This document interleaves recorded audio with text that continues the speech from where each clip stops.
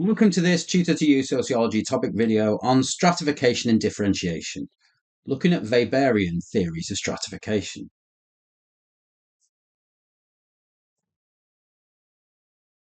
In contrast to Marxist views of stratification, Weberian views argue that class conflict is not inevitable, and that society would evolve from a more binary position of bourgeoisie and proletariat to a more diverse social class spectrum.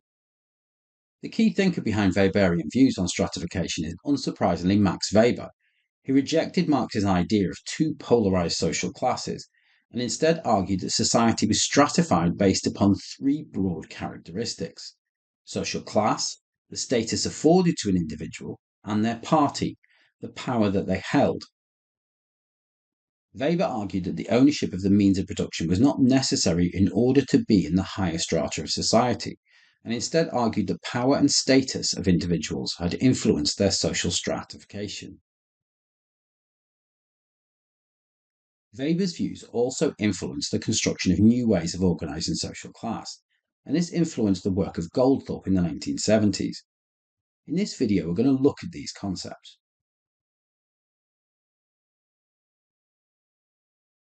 The main arguments of Weber's views on stratification is that there exists classes within classes, that within each strata of society there are subgroups that are organized around an individual's status and party. For Weber, individuals gain status through their market situation. This is the skills that they have. The more scarce the skills that individuals have, the greater their market situation, and so they have greater status. This can be explained through examining medical professionals. Those with highly specialized skills, such as cardiovascular surgeons and neurosurgeons, have a higher status than general practitioners because their skills are so in demand and very few people are able to do what they do. Comparing this to manual laborers whose skills are less scarce in society, this means they have lower status. From Weber's point of view, market situation not only provides individuals with differing levels of income, but also differing levels of status.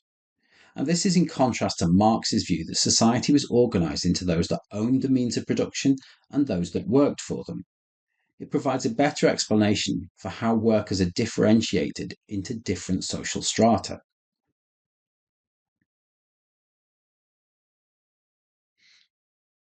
Furthermore, income is not the only indicator of class according to Weber. An individual's wealth can be differentiated by the way in which it was achieved. In society, old money, which is usually inherited, is seen as having a higher status than new money, which is earned. But in order to stop those with new money breaking down the social class hierarchy, cultural norms and values act as a form of social closure to stop these individuals from gaining status. This can be through the cultural tastes and attributes that individuals from old money have, the rituals and ceremonies, art and literature, language. Weber's idea of social closure are influential in many analyses of social class, including those of Bourdieu and cultural capital. As a consequence of social closure, wealthy individuals may be denied status on the grounds of not having the right cultural knowledge, and thus demonstrates why status is not dependent upon wealth. While Premier League footballers may amass large amounts of wealth from having a positive market situation, their cultural backgrounds close them off to obtaining higher status in society, although one could argue that the concept of status has changed in contemporary society.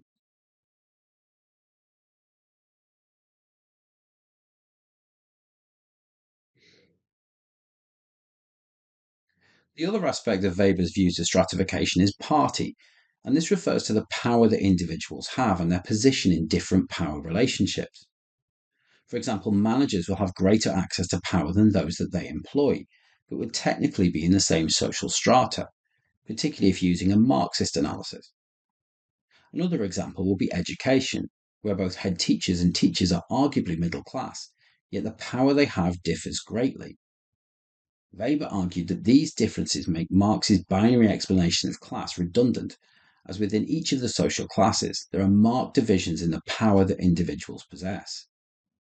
Instead, Weber introduced four, what he called constellations of social class. The most powerful class was the property owning class, similar to Marx's bourgeoisie, who owned the means of production were able to control others in society. But rather than categorize everybody else into the proletariat, Weber divided the remainder of society into three different constellations. Firstly, the propertyless intelligentsia, largely the middle classes, and in Weber's era this embodied professors and academics, senior managers, lawyers, and other white-collar workers. Then there were the petty bourgeoisie, small business owners who may own property but are unlikely to wield the same power and status as those in the property-owning class. And finally, the manual working class, labourers, factory workers, etc. Weber's explanation of class allows for a more diverse view of stratification and has been influential in other measures of class since, such as that undertaken by Goldthorpe in 1980.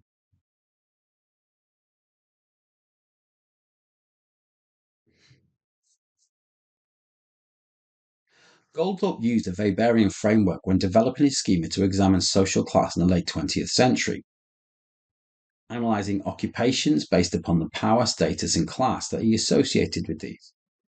But he also added in elements of political affiliation, association with others, and the different life chances individuals in each strata and substrata had. This model has been used and developed by others in measuring social class in the UK in the 21st century. Goldthorpe organised society into three distinct social classes.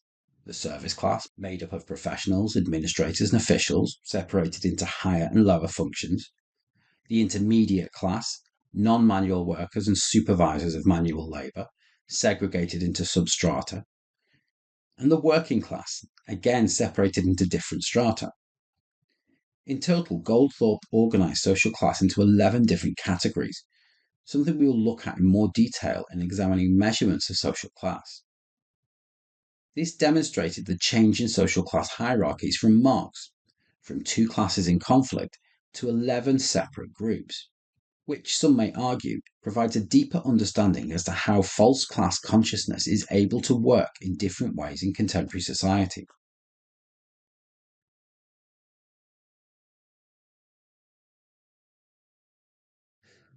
Weber's ideas on class remained highly influential, having influenced many theorists in the years between his death and contemporary society, and his framework for social class being able to be measured and people being moved into more objective categories based upon their status, power, and class.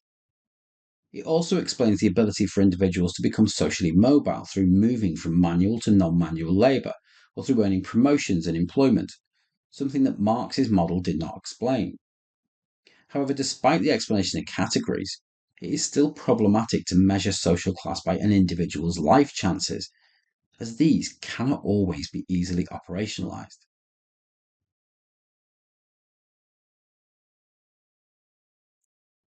That concludes this Tutor to You Sociology topic video on stratification and differentiation, looking at Weberian views of stratification.